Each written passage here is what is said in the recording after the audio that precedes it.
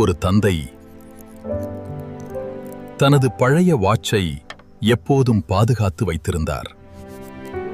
ஒரு நாள் மகன் கேட்டான், இந்த பழைய வாட்சை ஏன் இன்னும் வைத்திருக்கிறீர்கள்?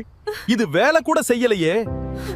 அப்போது தந்தை அமைதியாக சொன்னார், நீ சிறியவனாக இருந்தபோது உன் ஆபரேஷனுக்கு பணம் தேவைப்பட்டது. அந்த நேரத்தில் என்னிடம் இருந்த ஒரே மதிப்புள்ள பொருள் இந்த வாட்ச் தான். இதைக்கூட விற்க நினைத்தேன். ஆனால் உன் அம்மா இறப்பதற்கு முன் கொடுத்த நினைவாக இருந்ததால் விற்க முடியவில்லை. அந்த நிமிஷத்தில் மகனுக்கு புரிந்தது, அது ஒரு சாதாரண வாட்ச் இல்லை, அவர்களின் குடும்ப அன்பின் கடைசி நினைவு.